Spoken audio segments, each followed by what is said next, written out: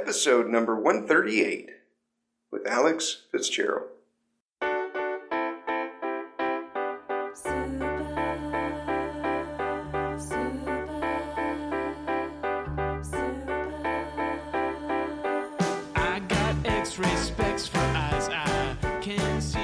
Welcome to the Heads Up Poker Podcast.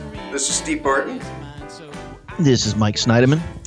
And we've got returning guest Alex Fitzgerald coming to the show. I'm super excited for this one, Mikey. I've been wanting to pick his brain about donk betting for probably 6 months now. And I've got a bunch of notes, and I am set. I'm excited. How you doing? Steve, you're prepared, huh? Oh, yeah. Yes. Multiple papers in front of me. Lots of notes. I thought the only time you took a pen and pencil is when you were, driving down the street and writing down some license plate number of a hot chick you saw, hoping that one of your cop buddies will give you the info. You do have to get an accurate vehicle description. The license plate alone won't do it. But yeah, you're right. Okay. That's a close second to this. So, you're excited for strategy, of course, as usual. I'm excited just to hear about how his move to the East Coast has gone. Yes, yeah. He just, let's see, Carlos, we talked to him about 2 weeks ago, and he said Alex was going to move in a week. So Alex has probably been over there about a week or so, I imagine. Yeah. Will we get to talk to these guys? Is this sort of like, Laverne and Shirley? Do you really give a shit about what Laverne's doing and Shirley's doing? Don't they have to be together? I know. I wonder how long it'll be before they actually just reunite. Are they viable individuals? I don't know. This is probably putting it too harshly and darkly there, but you know what I'm saying. So how you been? What you been up to? You haven't been on Twitter recently. You've taken a little hiatus from that. Yeah. Twitter is like for just giving little poker updates, I think, pretty much. I don't really use it to occasionally I'll put a picture of my son up there. Yeah. So if I'm I am grinding pretty long hours here. Okay, so you have been grinding. Okay. Well, you saw that I shipped a tournament at Oceans. I did. Congratulations. So I think I put a picture up of Twitter there. Oh yeah, they got a bunch of retweets and likes and everything. So that was pretty huge for me because this was just after I was reaching my, once again, careening towards insanity, which hasn't really stopped. This has just halted it, Yeah. But I had lost 11K in cash the previous week. So I won 9,600 in this one. Nice. I was down to 300 people entered, $300 buy-in, $250 towards the prize pool. So 75K. We got down to 10 people. I had a pretty damn big chip lead. It's questionable whether I made a good deal or not. But I wanted to lock up some money. First place was 14,500, and I took 9,600 when there was 10 players left. So I think that's pretty good. How of all the chips in play, what percentage do you think you had of all those chips? I had a little over 30%. I think there was about 3.2 million in chips, and I had 1 million. Okay. There's a couple of people with 500,000. So the average was 300,000. So I had 3x the chip. Well, the funny thing is, it's beyond what my stack is. This was exactly, they ran the numbers. This is what my stack was worth. But with very little effort, a few people were stunned. Even afterwards, man, thank you for chopping. They're all so grateful. Yeah. And I was talking to one guy. I'm it's stupid. I should have gotten at least 100 from each of you. He's like, I would have given 200. I was happy to get, this guy was third or fourth. But so I was ready to fight for it. And then one guy takes out a photograph of his son who's 2 days old. I'm not making this up. He's like, dude, how about a present here, man? I got to go home and see my kid. It's like a gift. Like it's your fault that he's been playing a poker tournament. No, he wasn't. Well, he wasn't upset about it. He was just kind of smiling, hey, man, why even fight for more money? But yeah. So the funny thing is, at the time, this is actually really bothered me because at the time I was like, you know what? I was down to 2 big blinds. Before even the money. So I was like, you know what? I got done, stupid luck just to get this far. You know what I mean? I could have easily had nothing. 9,600 is a really nice score. But afterwards, there's times where I've just been on the other side of that bad luck, obviously. So when you're on the right side of luck, you've got to squeeze every dollar out of it. Yeah, well, I'm trying to think. What did you say? First was 14K, or was it like 14,000. Well, it was 15,000, but we decided to pay the bubble boy, I think, and take it out of the first place money or something. I can't remember exactly. Oh, see, I never do that. I don't like that. You're punishing the best player, by taking first place money to pay. Yeah, I shouldn't have even agreed to that. Everybody was yes, yes, yes, yes. I mean, well, I kind of agreed to it for this reason. The tournament was essentially a turbo, 30-minute levels. Okay. And I mean, it was a turbo, and we were really shallow. I can't remember what the big blind levels was at the end. It might have gone to 1530. I think it was 12,000, 24,000, but getting ready to go to 1530. So at the final table, the chip average was like 12 big blinds. But even when we were on the money bubble, we were like 14, 15 big blinds. I'm like, I don't want all these assholes folding for the next 20 minutes hand for hand. Okay. But see, I would agree to that. I'm always the one guy that says no, but I agree to it if they take it like the hand for hand thing that you're talking about. If they take it equally from each spot, right? And most of the time, the tournament director's like, "This is a freaking nightmare. Either take it from one spot or nothing." Then then I just say no. But no, you're right, Steve. I have to, especially these little smaller tournaments. Like you say, where you've always got a legit chance when you make the money. It's not like there's 100 of you, there's 27 of you or whatever it was in this tournament. You can immediately start thinking about the ship, so. Yeah, that doesn't sound like too bad of a deal, though. I mean, if first was 14 and you locked up almost 10K, you might have been able to squeeze a little bit more out of each player, like you said. Definitely, yeah. I mean, no, the deal was fine. It's just I definitely could have squeezed. But typical people make a lot of folding errors in this tournament, as you can. I mean, once we got down, I think it was very advantageous. I was thinking about this at the time. They did not take the 1K chips off the table. I mean, you needed them for antes, but they didn't color any of them up. So even people who had 150,000, which was 6 big blinds, had 7. Some of them had 7 stacks of chips. I don't think they even realized how short they were. Okay. So people were, so when I had $1 million, you can imagine my chip stack was just pretty imposing. Yeah, I mean, there was it folded me in the small blind, for example, and I shoved King 4 or something, and the guy took a while and finally folded he had 7 bigs and finally folded an ace face up. And wow. He was like, I don't like my kicker. Wow. So maybe you should have played this one out. Yeah, but I mean, it's easily I could have run, queens and the kings kind of thing. You never know. Yeah, you could have, but basically on that final table, I would have just min raised and taken down 4 out of 5 pots. Yeah. People would have shoved because people were so desperate wanting to move up. So, but I would have played it out if it was not for the previous week I had, which had been, nothing but utter misery. So that was good. Yeah. Well, nice run, man. Nice run. It's good. And then the other thing, of course, it came with a trophy, which I didn't realize till we were down to the end discussing it. They took the trophy out. I'm like, well, hold on a second. There's a trophy for this thing? Yeah, how about the goddamn trophy? Because the 50K is a big tournament for this casino. This is the Labor Day tournament. They have maybe 3 or 4 a year that are of this size. So, yeah. So once I saw the trophy, I'm like, okay, well, we'll just make the deal. I was happy with that. But this is funny, Steve. Just a quick joke. A couple days later, one of the floormen, I'm friends with Facebook. We talk about football. We're kind of friends. He's like, Mike, haven't seen you. Congratulations on the win. I'm like, yeah, thank you. He's like, I think it's great that someone from the casino, wins here. Keep the money here. I'm like, yeah, of course. He's like, yeah, Mike, I think you're a good guy. I don't know why people have a problem with this. So there's obviously not just one, but more than one conversation involved. I can't believe that asshole won the tournament. I can't believe people have a problem with this. You're like, oh, all right. Didn't know they did. I forget. There's a Woody Allen movie where some guy's like, you think I'm paranoid? It's like, no, you're the opposite of paranoid. You think everybody likes you. So I don't know. It's just, but I wasn't upset with it. I'm not like, give me names, buddy. It's like, Oh, that's awesome. Familiarity does breed contempt, though, and everybody, sometimes you've had people who've been battling there for a long time who don't. Yeah, I don't know. It was probably the 2-3 players who don't like me. I'm not sure.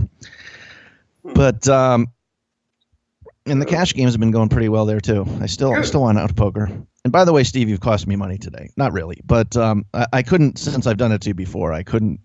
I was going to text you at like 2 a.m. say I can't make it because the cash game there was so long. It was so amazing. Oh, really? Last night, just one of those perfect nights. I don't know if there's one guy who's come in. I think maybe I discussed the one day that he was there where he had lost. He was down like 15 or 20,000, and then finally, and he was playing like 2 days straight. And like after 36 hours of playing, he decided he was closing his eyes and grabbing his chips and like throwing them around, and then grabbing 2 fistfuls and throwing them in the middle of the table. Wow. Saying raise. So he wasn't playing. Basically, the table's about as good as it gets. Yeah. So a lot of chips on the table and a lot of people who are willing to play for stacks and just a wild game and so it's kind of we don't have a lot of games like that there. So it's kind of irresponsible for me to leave. But I was also kind of using the podcast this morning as an excuse because lock up a win kind of thing. Yeah. I think I was up 14. I had been down 1,000 and now I was up 1,400, and a sort of game where, I could have made 8,000, but I could have lost 3,000 or 4,000. So it's okay. Lock up a win, get out of there. Yeah. Like three car payments in my pocket, kind of thing. Right on. Good deal. That's cool. I haven't got a chance to play over the last week or so. My folks are staying with me right now. They came out to help me move. I've got probably 80% packed up, getting the house ready to sell, doing a little touch-up paint. I got the painter outside painting the outside of the house, and it's looking pretty good. I think I'm going to get top dollar for this place, at least in this area. You already found a realtor? Got a realtor. Okay. I'm doing some landscaping out in the backyard to get it all squared away and do doing the air quotes here, curb appeal. I right. think that putting in a few $100 here and there with little bushes and trees and stuff like that. Sure. Could equate to a couple grand on the back end, and So you've already found your apartment too, I guess. Almost. I've narrowed it down to about 4.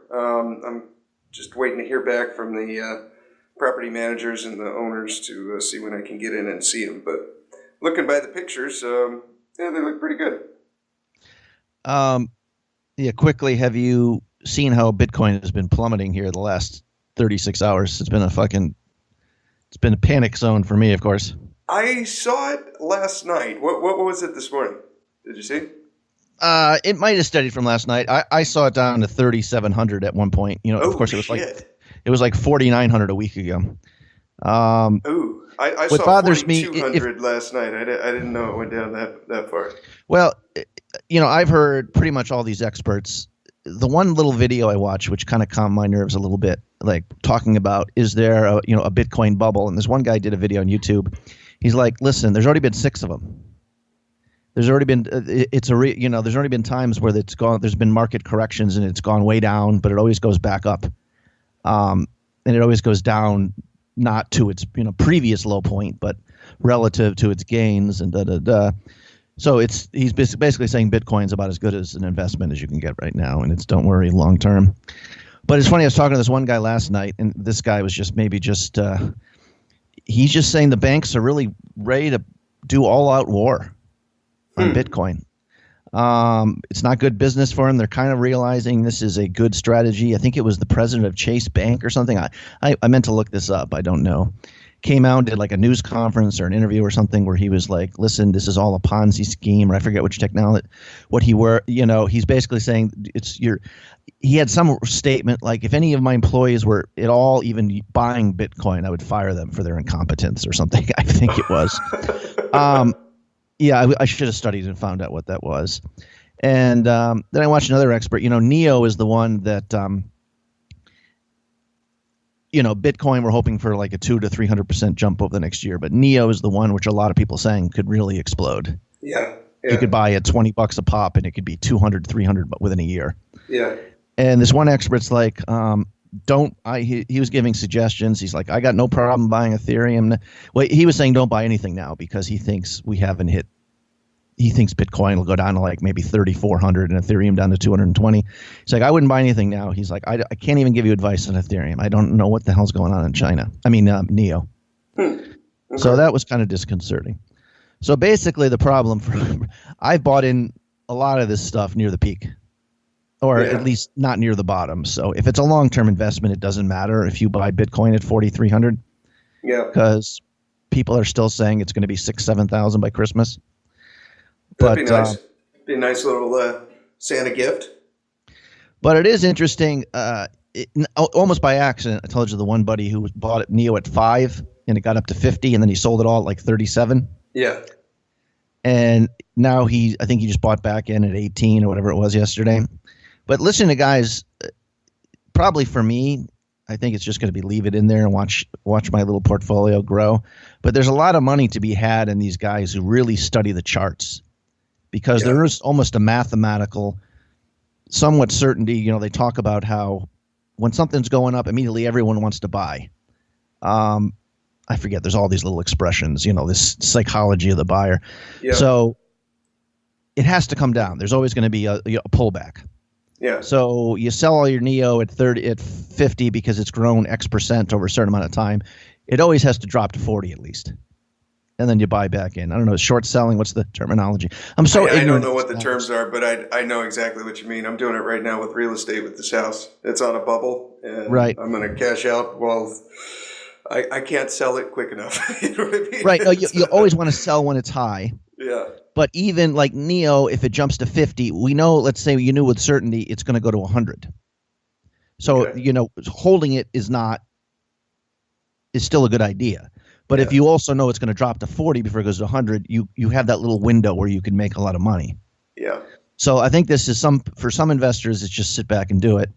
And for some of the other guys who are, the obsessive guys are sitting in the computer 24 hours, they probably have this almost down to a rhythm, you know, like the beats of a rap song where they know when the little click's coming and when it's going to go down. And I don't know, they got all this own little exotic language to describe all these charts. And I mean, I don't think I'm going to be that guy, but you can see how,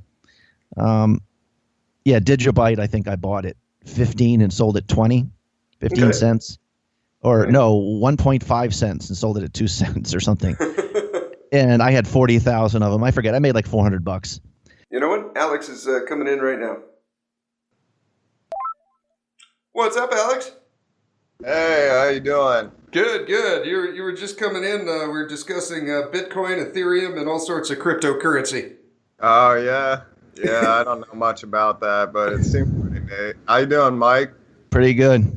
We have a crypto man on, so it works. Oh, transition. Okay. I don't even know what that word means now that I think about it. Crypto man. Sounds like a superhero. So Kearney, New Jersey. Kearney, I guess is how you pronounce it. Kearney. Yeah. Okay. Those goddamn slick East Coasters, man, they're already confusing us. Yeah, you know how it is. How was the move? Did you do the U-Haul, or did you just put everything in the suitcase and fly out there? I put everything into 4 suitcases and 2 dog kennels and came out here. Delta did this lovely thing where every time I show up with my dog, somehow it's wrong. So last time they said you need 2 dog kennels. So I showed up with 2 dog kennels, and then they said, no, you need 1. And then I put them into 1, and then they did the exact same thing with me this time. So, yeah, that was fun. You're doing the exact wrong thing here, Alex. You got to go with the emotional support animal. Yeah. Then they can shit all over the plane and sit on your lap. You'll be fine. Yeah. I'm not that white yet, but, I'm thinking I'll move to that at one point. But, yeah. You're going to start exercising this white privilege, Alex. I'm telling you. I know. It's everywhere. I got to, yeah. Oh, right on. So, how far were you across the country before you burst into tears, realizing it might be a little while before you see Carlos? Oh, I was on the plane. I looked at his picture in my wallet, and then Okay. I just lost it. A single tear rolled down the cheek, and you were just inconsolable Well, after that. yeah. Well, I looked at the trash that the white man had brought the country. Yeah, the single tear. But Okay. no, You don't have a car. I guess you're adjusting. You don't have a giant pillow with Carlos's face painted on it. no, not yet. We're not. Okay. It does suck though. He's a pretty good friend, and yeah. Well, it's cool though, just being out here making new friends. It's weird though. Explaining your job to people gets exceptionally weird around. When you're 22 and you say professional poker player, everybody goes, "Oh, you're goofing off, right? Okay, cool." And then when you're about 30 and you start saying it, people go, "Well, you got some money set aside." No. I would not still be playing poker if I was that smart. No. I've messed up every chance I had in my career, and I'm still doing this. So yeah, it's a joke. You can laugh. It's all right. Well, wait till you're 46, limping around with severe back pain, and what do you do? Poker pro. People come up to you and say, put their hand on your shoulders. I'm sorry, things didn't work out for you. The only reason you have back pain is you're 7'2" or whatever it is. Yeah. How do you sit in those seats all the time in poker rooms? It must be torture. Yeah, sometimes I got, bad back. I have no ass. So if it's like one of those, your steel under your butt, it really hurts. I got to say, where I play, they have the best poker chairs ever. Better than the Venetian or the Wynn even, I think. They are pretty comfortable. At Ocean's 11. So Ocean's 11? Oh, that's good. That's a big thumbs up. Mm-hmm. Your lady. Yeah, my lady. You moved. Is it? I don't know if I'm ambushing you here. Is it fair to say you moved across the country for love, partly here, or? Well, that's certainly put the idea in my head, but there's also, I really like the Montreal. I visited Montreal twice to play poker there, and I was just. People would say, "Yeah, I lost 50,000 last night in the game," like it was nothing. I can't remember the last time I heard that in Vegas. And with the money moving around like that, it's pretty nice. But the New Jersey online sites, and yeah, it's nice to be here with her. It feels like another adventure. I never really did the East Coast thing. So that it's been nice. Yeah, I did move here largely to be with her, and it's cool. It's a good time. Good for you. So how man. you say you're making new friends? How's her? Can I ask quickly about the lady? Like what she does? I know she's an old high school friend. Like what she does and what she lives in the city. I'm guessing, or does she live in Kearney too? She lives in Queens. She was working as an executive assistant at an advertising firm. She's doing stuff with kickboxing now. She kickboxing instructor, stuff like that. It kind of, I think she's working on getting the right fit wherever she goes. But it's I forget the second part of your question. Sorry. You said you were making new friends out there. I'm wondering if you're if that's you guys have always been together, just probably one-on-one. I'm just saying the social. Yeah. Oh yeah. I'm picturing her with a bunch of Brooklyn hipsters. I know you have. There's certain crowds where you're like, I mean, maybe New York has a different vibe. Maybe the phonies there don't annoy you as much as the ones in Seattle do, which seem to bring you to a boil. No, they bring me to a boil here. It's interesting going to a party with 50 white people and the only topic they want to talk about is the plight of minorities, and and I keep thinking if Carlos is here, you'd all be scared. You'd all because he's a large black man, right? And it's fine though. I guess as I'm getting older, I don't get as angry about these things. But yeah, we went to this one party in Brooklyn. It was the typical hipster party, but no, most of her friends seem like just normal people trying to work, get their paycheck, trying to have fun on the weekend. So it's been nice going to Rutgers college football games and cool. things like that. Yeah, Feast of San Gennaro is coming up, and yeah, I haven't been able to do the normal American things in a while, and it's very nice to do after so many years of just go, build your business, build your, I guess you'd call it a consultancy and everything along those lines.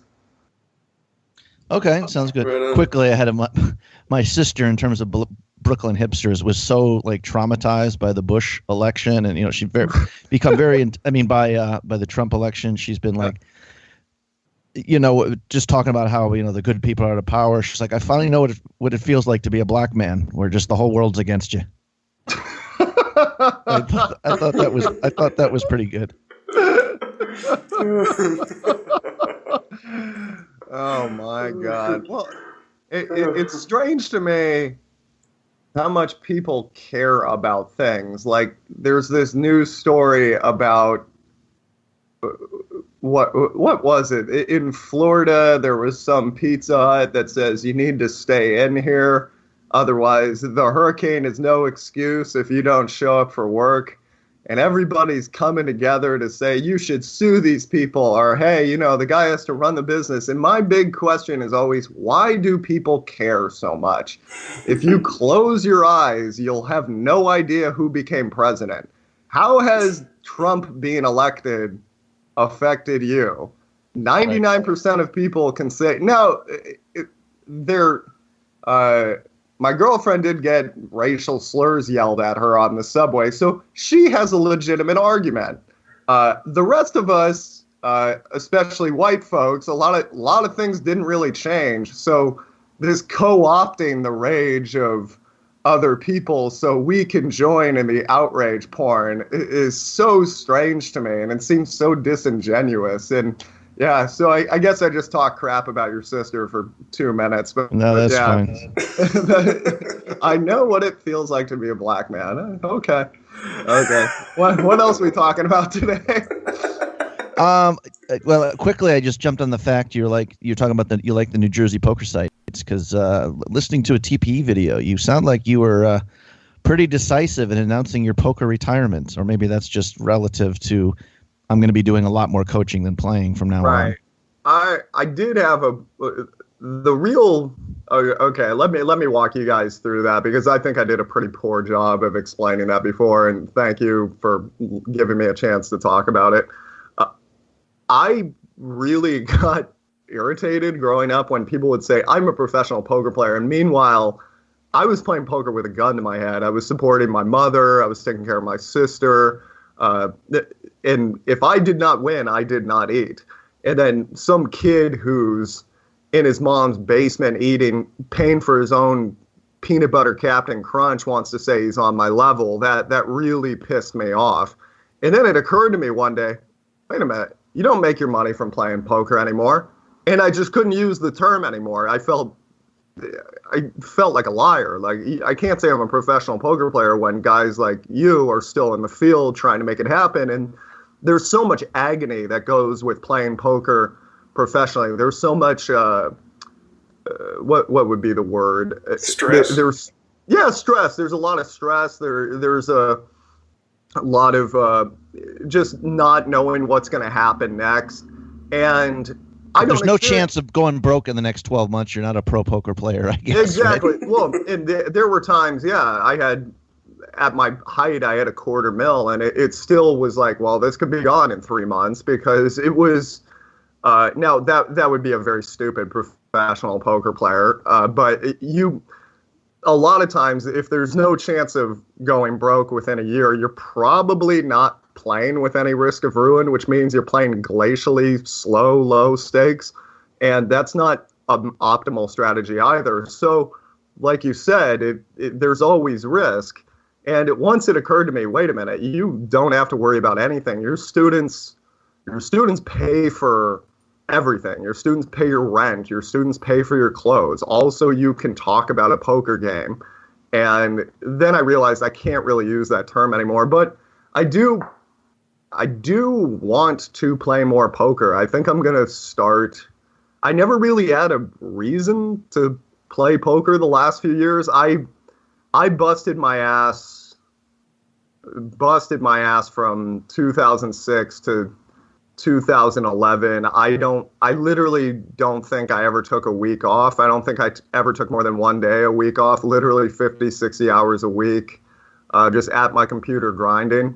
Well, no, actually, I took 1 week off. I can remember 1 week off. And I got to the point I made a bunch of money, and then Black Friday happened the next day. And I was out. It's like losing your nerve at some point. Once you know you can get a beanball to your head, it was a little harder to come back from that. And now I really have a reason to play. My family's really into it. My girlfriend's really into it. My friends are super encouraging. So yeah, I'm just going to start with small stakes, maybe $20 tournaments, $50 tournaments, $100 tournaments, try to keep it fun. But it's really difficult with my schedule to play more than 2-3 days a week if I'm lucky. And yeah, progress obviously is somewhat halting when you can only put in that kind of volume. Yeah. Do you ever have a student? There's like a moment of disconnect. They're describing the pain of like of a run bad.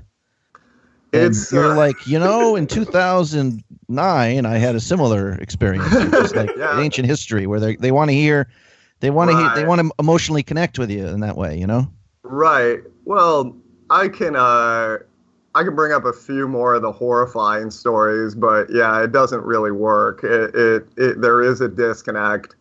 I can tell them what it's, and that's one of the things I struggle with most in my job is I've been battered around and I've had six-figure downswings or something along those lines. And I've come out the other side and made money, and I've always paid my bills, and I've always taken care of my family. And I have that knowledge of I will get through this. I cannot give you that knowledge. I cannot give you a perspective that will communicate everything is going to be okay. That's either something you earn within yourself or you don't. So I can point out some logical fallacies that people are really likely to have when they're playing poker professionally, because it is nice to have an outside observer who has been there, who can see things that perhaps you're a little too emotional to see at the time. But yeah, mostly what I can do is pretty minimal. Okay. Now, Steve, I'm sorry, Steve, I don't want to give away this personal information, which he gave me off the air, but he's thinking of moving to Mexico and becoming a professional cockfighter.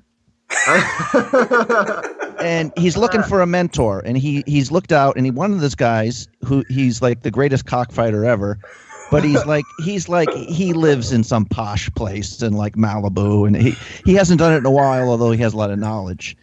And then there's a guy from the streets of Tijuana with fucking rooster sweat in his fingernails. Mm-hmm. He's got blood on his arms from just. I mean, he's up and comer. He's not as knowledgeable, but he just wants it. Which one should he choose as a coach? He should choose both. There's no limit to how many. There's no limit to how many coaches you can have. Right. There's certain perspectives I'm going to give you with my 30,000 hours of training that you're not going to find anywhere else. I also know how to coach much better than other people. Maybe there's a lot of guys that are super good at poker that do not know how to teach. I imagine Michael Phelps might not be the best guy to learn how to swim from because he's naturally gifted at it. I have so many reps with knowing how to cockfight. But I know how Michael Phelps will just tell you to work harder and swim faster, probably. Yeah, exactly. Yeah, he's a swimmer. He's not a coach. Yeah, exactly. Well, there's 7 or 8 questions I harp on constantly in my lessons, and after about 5 lessons, you're gonna know what's coming next. God, Alex is gonna ask me that question again. And then once that transitions to you playing, it's going to give you a palatable edge that you didn't have before. Now, is there something I'm missing compared to, let's say, an Ape Styles? Ape Styles, who's also a fantastic coach and plays more, he probably plays 4 or 5 days a week, and he coaches 1 day out of 10 or whatever it is. Is there a perspective he can offer you that I can? Yeah, absolutely. I can't. Absolutely. And you should probably listen to us both. And then, by the way, we could be off on something as well, and you have to come up with it with your own. I think what's really important in poker is to figure out how to look at hands yourself and come to your own conclusions. Most of what I try to teach in my lessons is how can you think like a poker player? And then if you have that, you don't really need me after a few lessons. You can start trying to see creatively, well, if I raise here, this needs to work this percentage of the time, and I think he has this range. And if you can appreciate what the ranges are in today's games, I think that can help you quite a bit. But, Mike, since you're such a smart ass, I'm going to go win something big here just to prove I still can. I had no reason to play, but now I'm mad now. So, yeah, I'm gonna go out and win something. I've mocked Steve's cockfighting ambitions, and now he's just determined to be the best here. So yeah, exactly. I know. I want to take some credit. I want to take some credit, Steve, for what happened. He's got the mustache for it. Anyway, yeah, moving forward. Right on. I have a couple of there's by the way, I want to give you some Can I props. actually, before we go on, I'm sorry, Steve, I had before we do strategy, I have one more. It's all right, Mike, I'm used to it. Go ahead. Okay. I had a little exchange with Alex on Facebook there, where he did he blogged about the McGregor fight. And I thought I was given constructive criticism. Is it fair to say, I know, like in your videos, and sometimes being a writer is kind of your ambition number one still, right? Or is that? Yeah, man. Is that fair to say? Yep, and I'm a horrendous failure at that. Well, yeah. no, I don't say that. You are prolific, though. You do write all the time. Right, this is true. But maybe I'm trying to live vicariously through your talents here, because I've been trying to be a writer for years and I can't. So, anyways, you're blogging about the McGregor fight, and I said, not explicitly, like, well, who cares, dude? Get use your skill on something else here, man. Right. You're not going to be a professional boxing journalist. This is true. Write your novel. Write your novel or write your memoir about living on the edge. I think would be really, really fascinating. But do you know what I'm getting at? Is that decent advice or? No, it's very decent advice. The only thing I perhaps couldn't communicate through Facebook is I'm pretty broke right now, so I have to do the things that make me money. And not broke, but compared to where I was before the divorce. Before the divorce, I was buying 2 lots next to each other in Costa Rica because, the house wasn't quite big enough. Yeah. And now I'm eating rice and beans when I'm hungry because, that's $1.22. Yeah. And hey, I'm not that hungry. I don't need to. So you probably only have a couple hours a week to write, and you're just trying to get something in there. My big goal right now, well, the cool thing is my students are kind enough to check out my videos and things. I get to write for them, and then they buy things, so that does provide an incentive. And I'm working on that right now. My whole goal is to get, by around September next year, my goal is to play poker enough to pay off an entire apartment's lease. Because something that makes me feel, something I really like with Airbnb is I can save up the money, and I'm in this small apartment right now in Jersey, and it's a little too small, but I love it. And the thing I like is just as many months as I want to pay ahead of time, I just go ahead and then boom, that's done. For a few months, I don't have to worry about that. Yeah. And then I can work on making money, work on writing. Whereas when the first of the month keeps coming around, even if I have the money prepared, it doesn't ever feel like my money is mine because it's going out at some point. So a little goal I have with myself is, okay, bust your ass now for 6 to 12 months, get a lease for an entire year, and then at that point, it's time to deliver. It's time to, because I hate those people in Seattle who are always, I'm thinking of writing a book. I want to write a book, and which puts you in a category that includes just about every person on earth. Right. And even though I've written a book, I've written 2 books now, one self-published and traditionally published. They're all about poker, which is poker strat is pretty easy to write because it's my day job. I do need to go ahead and, just take the shot. Something I did do to force myself to write more is I did put a deposit down on an editor friend of mine. To keep her on retainer, I put some money down, and then since I'm wildly cheap, I'm determined to use it.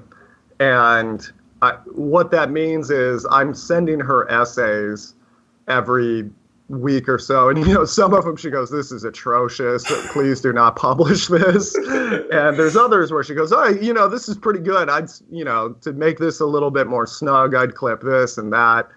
And that's been pretty cool. And I think what I'm going to do just in the meantime while I'm working is put together 5 or 10 essays in small collections. I think there's a way I can make it free on Amazon.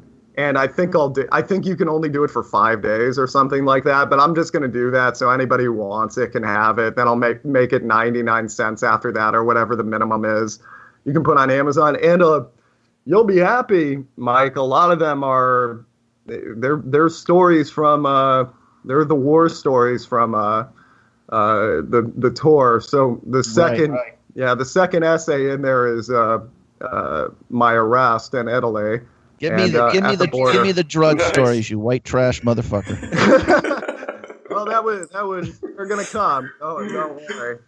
Quickly, the editor thing really fascinates me. Is it like even to the point of like, I don't like this sentence, it's clunky, you need a comma here, get rid of this? It's along the lines of, well, my understanding is there's 2 different types of editors. There's content editors, people that go, hey, this doesn't flow right here. I would take this sentence out and then put that. And pretty much she did a test edit for me, and she's really good at that stuff. And just making the writing snap a little bit more was pretty neat. And then there's I think what they call a line editor. And line editors just make sure everything's grammatically correct. There's not run-on sentences and stuff like that. So I had something else I was going to say about that, but for the life of me, I can't remember what it was. But yeah, that's she does both, so that's been pretty fun. Okay, man. Thanks. That's cool. I know Steve is just itching Steve is actually like clenched fist waiting for strategy. Assassinato, the man. I've absorbed so much of his content here with training videos. I'm less. Your humor on TPE is spot on, bro. The dry sense of humor that's just like, you say the joke and after about a second and a half, it's like a joke grenade, and then you get it. Oh, really? So okay, yeah. Good. Oh, thank you. I'm glad. You don't get any feedback, myself. because you're just sitting there talking to the computer screen yourself. But I can tell you from this side, we're laughing. It's good. Yeah, it's. I try to amuse myself while I'm doing those videos, so it's which isn't too easy at 2 a.m.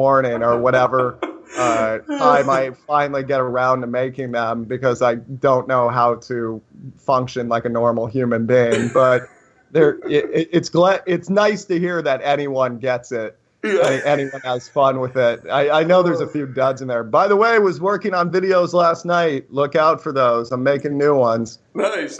What's the last one was a 109. What's this one? This one, I had the idea of doing a session review. I brought up my hands to look over a session I played on Monday. And then it occurred to me, everybody I had no idea how to do a session review for years. I would just look at my hands and go, yeah, that's cool. Yeah, that's good. Woo, you're a good player. Why am I losing? And that didn't really do a whole lot of anything for me. And so what I'm trying to do is mix PowerPoint slides with hand history reviews and harp on the same 10 questions I always ask myself when I'm doing a hand history review. And I actually do expose, like, look, I played bad here. Look, I played bad there. And this is how I can improve it. And hopefully everybody can take those lessons and apply that to their own session reviews. It's been pretty fun so far. I hope you guys like it. Right on, right on. Yeah, the first series is very good. Yeah. Oh, thank you, man. I appreciate it. Yes, very good. I threw down a 5-star on each one. It was. You referred to Killing Bird as your boss. Yes. Oh, yeah. Isn't that a real massive step down in life when you're self-employed to like a guy named Derek Killing is my Bird boss is in now. charge of you? I Killing Bird can't. If he fires me, I'll have another job making training videos by 9 o'clock tomorrow. So No, that we know. But, he is my boss though. He's I got to call him up when I need the paycheck. So it's technically correct. Right on, right on. Good Steve, deal. I was expecting a conversation to flow between you two about the situation of divorced bachelors here, but Yeah, you guys have adjusted so quickly. Assassinato has his new love, and Steve is just he had about 12 hours of anxiety, which I happen to be in the center of watching, and since then you're like shrugging it off, and you're like, okay. You said it best, Alex, when you said divorce is expensive, but the reason is because it's worth it. And I said that? Yeah. Okay, I stole that when I from called someone. you during the WSOP, we talked for about half an hour, so you kind of walked me through, gave me some advice, don't leave the house, don't do this, don't do that. I'm like, okay. I followed it to a T. And she's He was actually watching watching Dr. Phil while he was talking to you, Steve. He was kind of distracted and just mumbling things from the show. He's playing Connect 4 with himself. Yeah. No, glad you're doing. There is a light at the end of the tunnel. It was probably one of the most stressful times of my life, but every day it's getting better and better, and I'm more in debt now than I have ever been in my life. But the sale of this house should put me back to even. Oh, you got a house to sell? You're ahead of the curve, man. I kind of, that was pretty tough to pull off in Costa Rica. It was like, hey, I'm the, not to get into details, but you're not going to draw too much sympathy as a white male in Costa Rica, considering the track record a lot of Americans have there. But I'm glad to hear you're doing well, man. That's good. Yeah, I highly recommend divorce. I'm glad it worked out for you. Aren't you glad you went through it? Now I'm super glad it happened. I keep going. Hey, I took my girl to the movies the other night, and this is nice. Like, this is cool. Like, this is new. This is fun. This is obviously things happen, but this is cool. This is a cool thing. That's I'm glad to hear you're coming out the other side too. Yeah. I'm definitely going to be downsizing. I mean, I'm going to be moving into an apartment like you, but that's all right. It's just me. All I need is a bedroom and a poker room, and that's Exactly. it.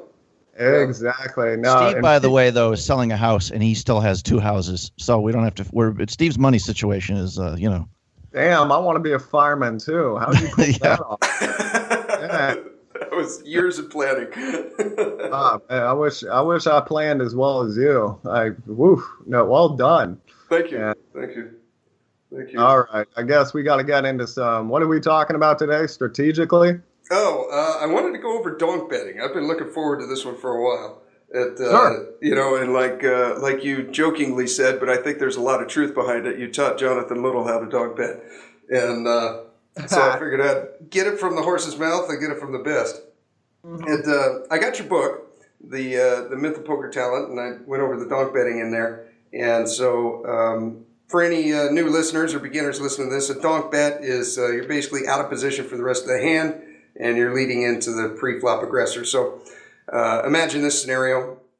You're in the big blind, the button raises, small blind folds, and now you're in the big blind. You call to see the flop comes out, and now you bet into the button who raised pre-flop. That's a donk bet.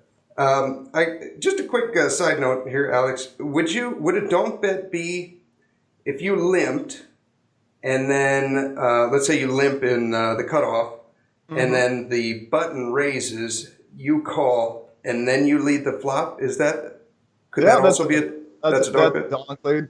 Okay. I actually, another way I think of it is if you raise cutoff, the button calls, and the blinds fold, and then you lead into them on the flop.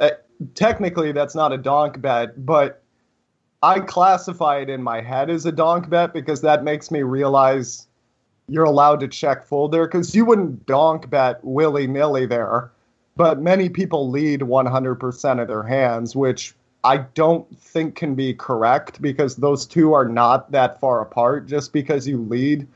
It makes more sense to donk bet. Matthew Jonda made this point.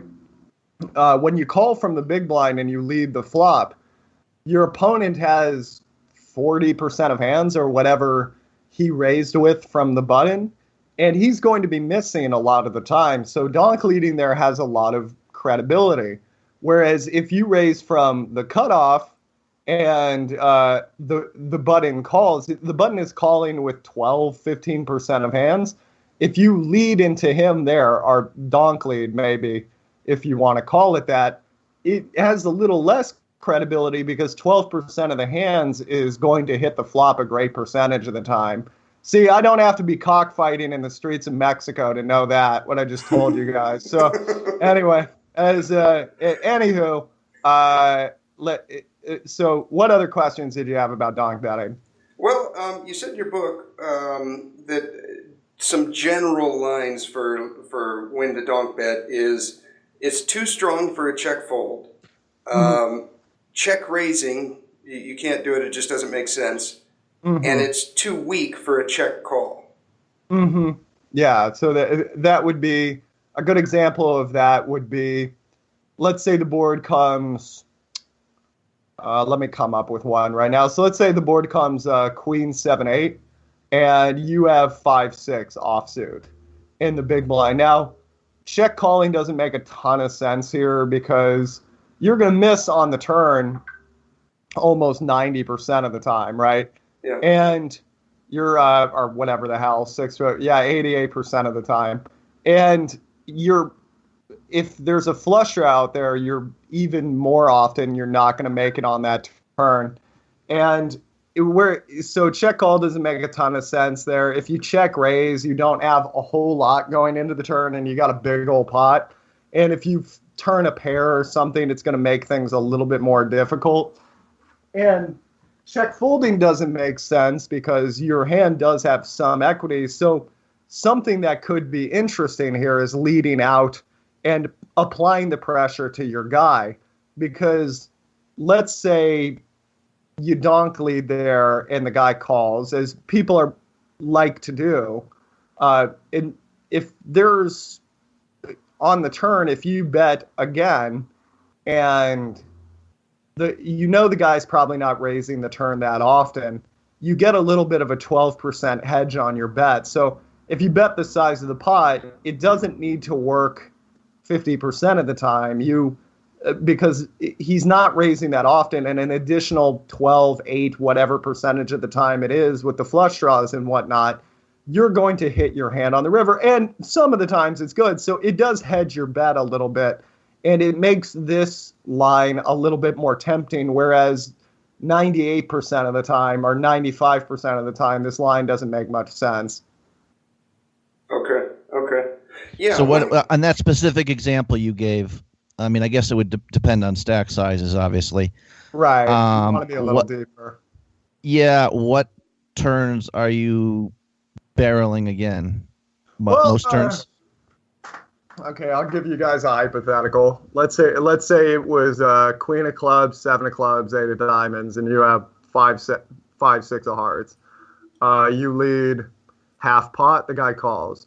The turn's the two of spades. With my entire range there, I will often bet 1.1x pot. The reason being, when the guy calls you on that flop, what is the best hand he has? He calls probably an overpair or queen. Yeah, he probably would raise with a set, probably would raise with two pair. Now, obviously, that's not 100%, but online poker a lot of times is about stacking up money versus generalities and playing the field and playing more volume than you previously did.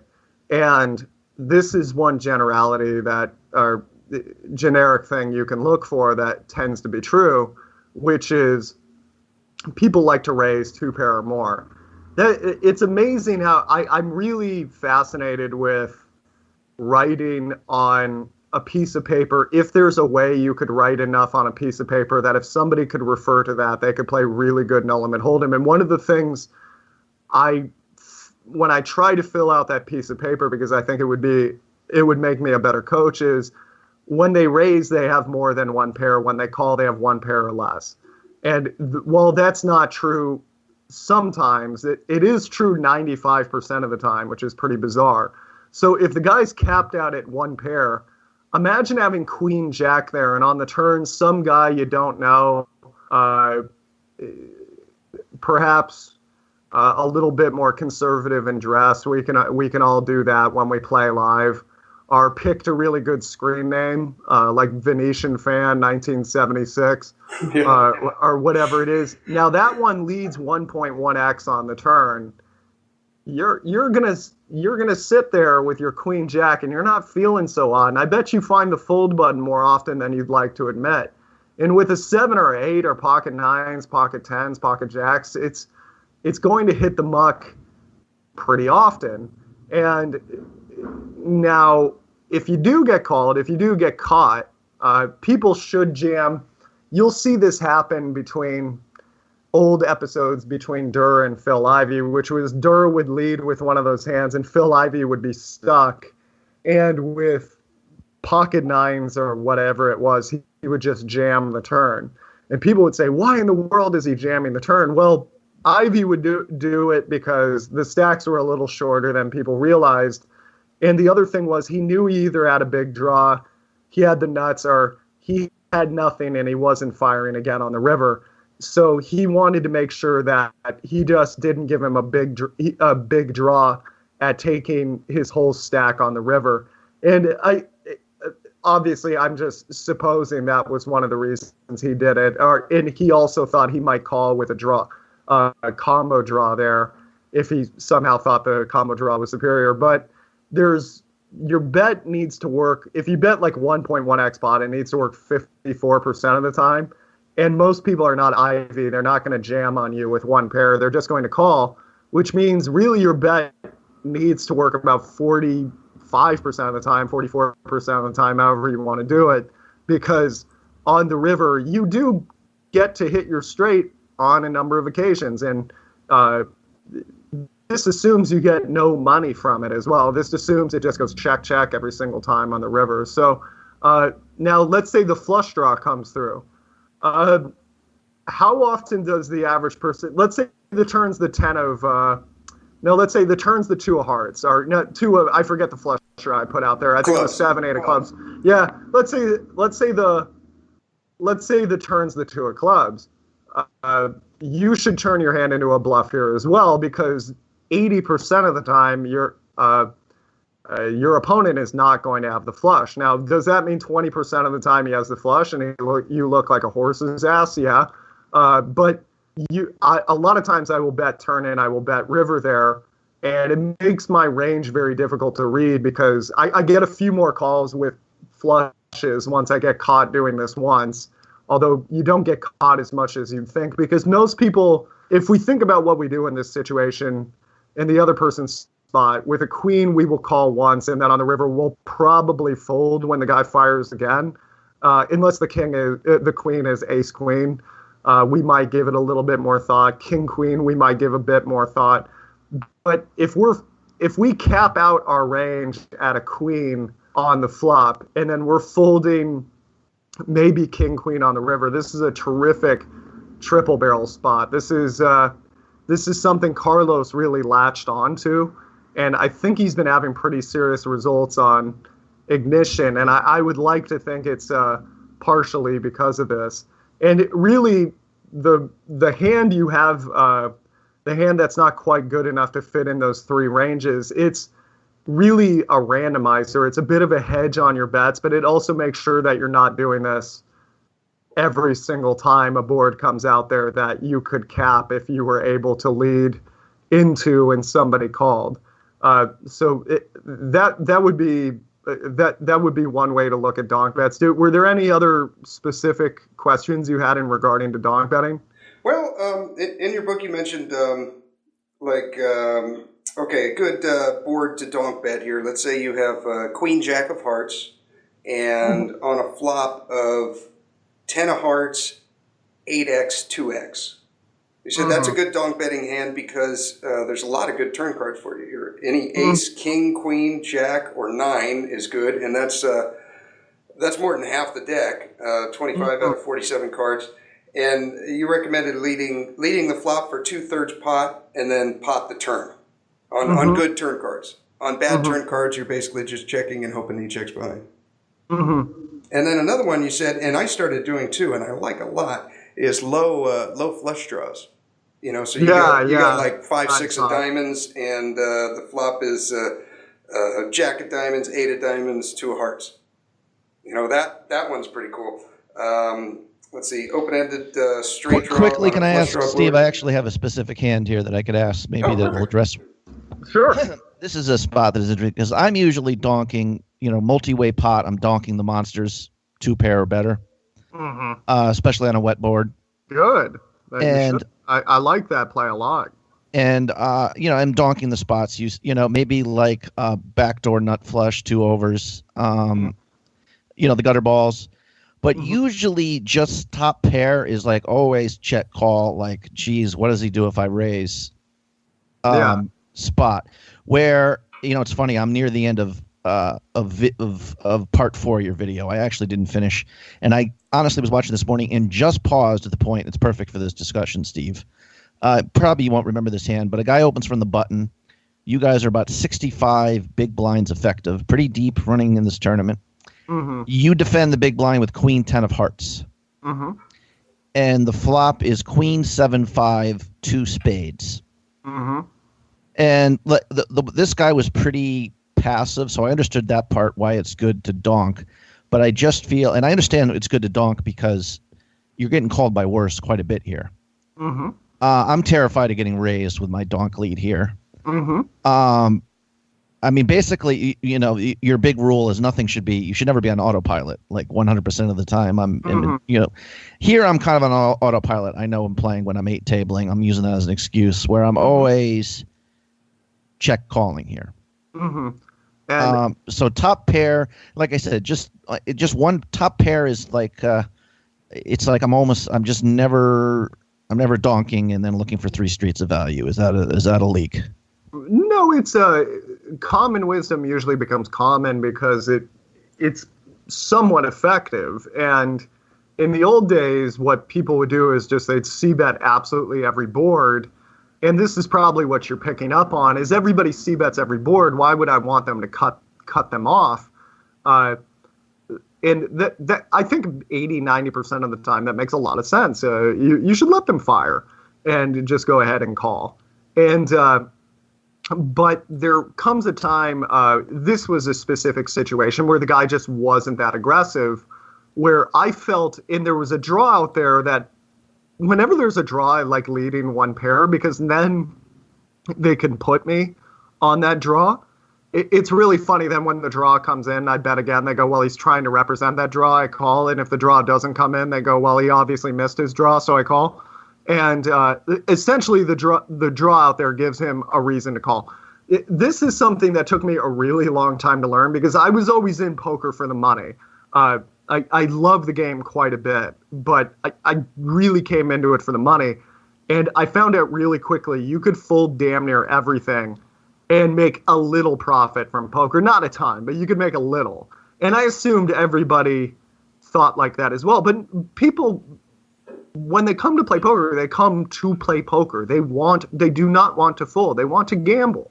Yeah. And one way you can give them that and make a little money yourself is you lead out that pair there. The guy goes, well, the board's queen 7-5, whatever it was, 2 spades. Maybe he's got some spades here. Maybe he's got 9-8 and he just doesn't want to check peel. All right, I'll give him a little call here with the 4s, see what happens. And if this guy was super passive, I was never getting a bet out of 4s.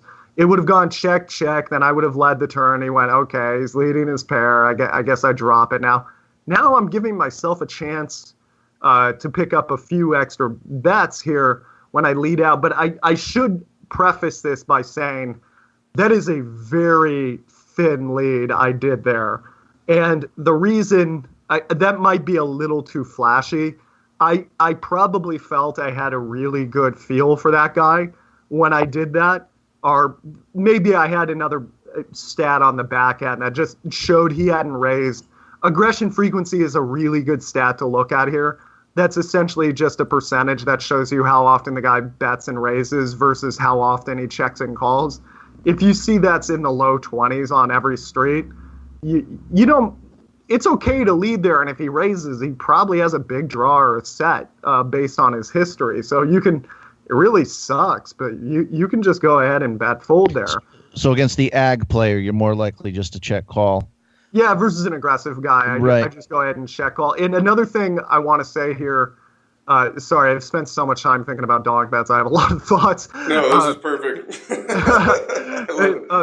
When you lead with a pair, well, people do this thing when you donk lead on the flop, donk lead the turn, you check the river, they automatically assume you have a misdraw or a pair. So you should be really careful to not have a misdraw or a pair there because people play pretty well when they know what you have. Yeah. And I think when you donk lead for value, the rule should be generally I'm gonna donk lead this 3 streets. So this is, by the way, giving credit where credit is due. Matthew Jonda points that out in one of his videos, and it opened my mind so much to why that was so important. So thank you to him for that. So that's generally why the pairs I donk lead are aces or kings. One, because people are so big on checking back those boards. 2, those people always will. Those are the same people that'll always call 3 streets on those boards. And 3, because those hands are really likely to stay top pair. And if there's a flush out there, it doesn't worry me so much because if the guy hits the flush, he's going to let you know he hit the flush. He's going to raise. Think about the last time.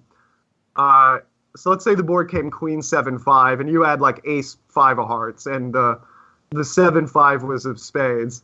Then the turn was let's say the 2 of spades. And the guy led again. When was the last time you turned ace 5 of hearts into a bluff there? It's not going to happen that often. And that's generally the stuff we're worried about. Now, according to Pile Solver and there's a lot of cash game guys that like they sit there and they think about their frequencies and they go, well, I guess I should be turning this hand into a bluff about 20% of the time. That's not that I'm in this guy's zip code, but that's something I noticed Doug Polk is really good at that I sorely need to work on. But the generic player is not doing that. So you were saying you were very afraid of Donk leading there and getting raised. I think that's probably because you started playing poker back when Donk bets got raised. And well, I do it. I still do it quite frequently. So that's, I guess, which is a great play. You should, because when somebody donk leads, they have either a set or just a draw or nothing. And if you raise, you find out exactly which one it is. And if they call you 9 times, I will donk lead a set, then call the raise, trying to represent the draw. But everybody else just goes, haha, my trap worked. And they 3-bet with their set and they call with their draws, which will let you, Mike, know exactly where they're at. And they'll just fold when they had just complete crap. You also play a lot more live, where I bet there's more tourists that come in that just, oh, crap, I missed the board, but I don't want to give up. But if I check, this guy's going to bet. Okay, I'll lead. See what happens now. Ha-ha. Oh, Mike raised. Crap. Okay, I fold. Right. And But you're doing this thing where you're projecting that onto other players, whereas when I get raised, when I donk lead, I'm almost proud of the guy. I always want to pat him on the back, like, good for you, because it just happens so seldom. Okay, that's so also basically in this spot, like I was going to just say, I'm afraid to play. I just don't want to play for stacks here. But that situation, just if this guy's willing to play for stacks, he's ahead of you 9 out of 10 times. Yeah, I always think it's really interesting to. I always try to apply simple rules and then see how well it works, and then hopefully you can move away from them. So one I used to do was they always have it when they raise. I tried that for a while, and I just had final table after final table because my biggest leak was I thought everybody was bluffing because I was always bluffing. And now, obviously, I don't believe that every single time. That was just an experiment. But it went to show that I think it taught me that most people are not bluffing as much as we think they are. We all are very into poker. We read about poker. We talk about poker. We watch poker videos. Many people just show up at the poker room and they're tired from a day at work and they just want to, they want to chop it up with the boys. They want to throw in chips, and they're not. They might try a bluff once in a while, but it's not in their wheelhouse. And there was one other thing I wanted to say. Always put a number to it, Mike. When you're worried about if I lead here and he raises, I always when I'm worried about something, I always go, okay, what percentage of the time is that actually going to happen? This came up in the TPE videos, which was, I didn't realize people would like this so much, but essentially a female friend of mine said, I'm really worried about the Zika virus. And I said, well, 2 women have died in the United States out of, I think there's 165 million women in the United States. So I think you're going to be okay. I'm just guessing there's less than a 50-50 shot that you're going to catch it and die. And to which she replied, I'm a smart ass. But anyway. It's quite, when you say taking one rule and just following it, it did occur to me. I've been actually have a good run at cash, but I'm like, if I made the rule that I had to fold every single time to a check raise, I mean, it seems to be obviously wildly exploitable, and the regs would pick up on it. But I think I'd be much more profitable, and Well, and you're a talkative guy. Talkative guys can get away with something, which is, if you're talking, people just remember you're present. Most people's memory is not that terrific, and remembering the nuts and bolts of a poker hand is very difficult. This is my trade and craft. I still have to write things down constantly because I forget details all the time. But if you were talking about something very colorfully in the middle of a check raise pot, I'm just going to remember you gave the guy guff for 2 minutes on a check raise, and then you folded. I'm probably not going to parse it out more than that. And another thing that's really fun is database analysis. So the closest database we could find for what you're playing, which is American games, would be some of the American sites. And something I looked up, I just wanted to see how often people got check raised when they did c-bet. And I actually found out it was something like 6.8% was the average check raise across the field. You flop a set more than 6.8% of the time. That is really weighted towards sets, big flush draws, top 2 pairs. Yeah, and in another good trick I like to do, I'm really fun, and I really find these math games fun, which is if you want to see how bad it really is, double it, right? Like there was a story years ago, and it was, so-and-so spent $100,000 at a strip club after winning his tournament. And was his name Mike Snyderman? No, Yeah. I don't think so. And I said, that can't be true. And then my buddy said, even if it's half of that, Alex, it's horrible. And then it occurred to me, wow, that's a really interesting way of putting things. So let's say we doubled the average check raise in your games, right, to 12%. Well, 12% is still about sets, right? So even if it's 2 times the average on a very aggressive American site is how aggressively your cash games play, that still means they have it most of the time. They should have, two bluffs for every 3 value hands when they check raise you there. They probably have 1 bluff for every 4 value hands they check raise there. Why don't you just try it, Mike? Why don't you don't tell anybody? Well, hopefully nobody listens to your podcast, but just fold every single time somebody check raises you as an experiment. Do it as an experiment. You have the right to fail when it's an experiment. And yeah, just see what happens. I bet it'll probably be boring, but it'll probably help you. Sure. Can I quickly ask another theoretical question? There's actually, if it's okay, real quick. This was a little eye-opening moment for me here. I think it was on your podcast. What's the name of your podcast? The 1 Outer Podcast, right? 1 Outer Podcast, yes, Throw that out there quickly. Just talking about 3-betting and how people have improperly adjusted for that. Like back in the whenever this P.S. Hines kind of stuff, people were just folding too much to 3-bets, and that was where the profit was. So people adjusted to that by calling a lot, not folding to 3-bets. Mm-hmm. But you're saying that's almost worse because obviously you're playing out of position, your range is kind of head face up, and I realized this was my fold to 3-bets really low. As is everybody's now. And yeah, there's probably spots which should be, I think this was your argument, that there should be spots where it's either 4-bet or fold. Right. Well, yeah, to give you an idea of where this comes from, I read that book Moneyball, and I was just really fascinated with anything Michael Lewis writes about shorting markets is really interesting. And I started saying, well, there's got to be a way I can apply this to poker. So I started looking at databases. That became my new thing. And if you read The Myth of Poker Talent, it's very much based on specific statistics and stuff like that. The new stuff I've been working on is very much dealing with databases.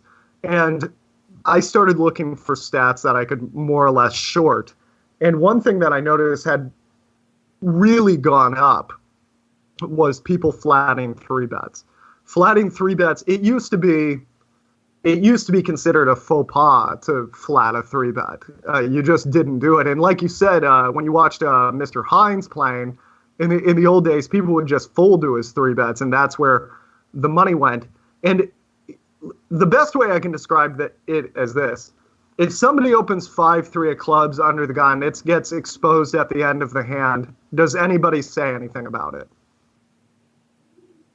Probably not. No. Probably. No, it's like, he felt like gambling, right? Yeah.